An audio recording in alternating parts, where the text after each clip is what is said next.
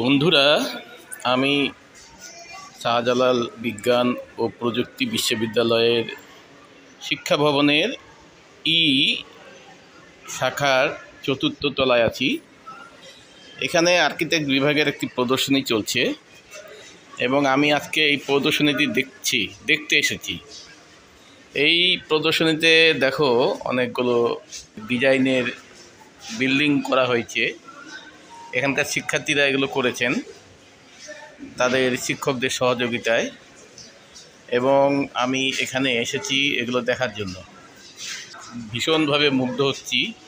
দারুণ সব design, architect এবং আর্কিটেক্ট ডিপার্টমেন্টের ছেলেমেয়েরাই এগুলো করেছেন।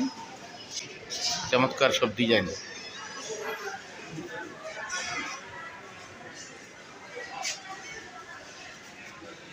আচ্ছা, তুমি কি এখানকার ছাত্র এই ডিপার্টমেন্টে? তুমি কি একটু বলতে পারবা যে এই যে প্রদর্শনীটা মানে কি বিষয়টা একটু যদি বলো।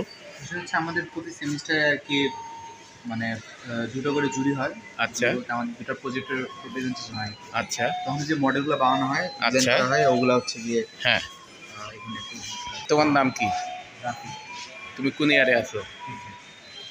আচ্ছা, এইগুলো হলো এই যে আমরা এগুলো দেখতে পাচ্ছি, এই যে ডিজাইনগুলো, এগুলো হলো স্যারেরা তো শিখিয়ে দিয়েছেন, তাই না? যে কীভাবে ডিজাইন প্ল্যান করতে হয়, আর্কিটেক্ট করতে হয়, তাই তো? এই প্রদর্শনীটার কোনো নাম আছে?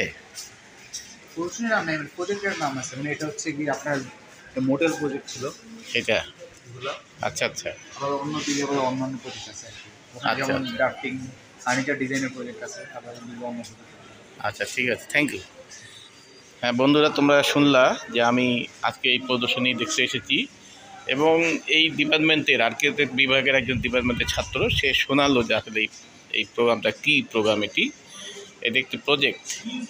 আমি এখন কথা বলবো মারুফ রহমানের সাথে। সে আমাদের দিনাজপুরের ছেলে এবং এই ডিপার্টমেন্টের সে একজন ছাত্র। আমি মারুফকে জিজ্ঞাসা করছি, মারুফ, এই যে প্রদর্শনী চলছে সেটা কিসের প্রদর্শনী? এটা হচ্ছে আমাদের প্রজেক্ট এক্সিবিশন। আমাদের কয়েকদিন আগে একটা জুরি হয়ে গেছে। আচ্ছা, সেই জুরিতে যে প্রজেক্টগুলো হচ্ছে জুরি হয়েছিল সেগুলোর এক্সিবিশন। এই প্রদর্শনীগুলোর মাধ্যমে আমরা যারা এখানে শিক্ষার্থী আছে তাদের অর্জন কি হতে পারে? সবাই সব প্রজেক্ট সম্পর্কে জানতে পারবে, শিক্ষা লাভ করবে। এটাও শিক্ষার একটি অংশ, তাই না?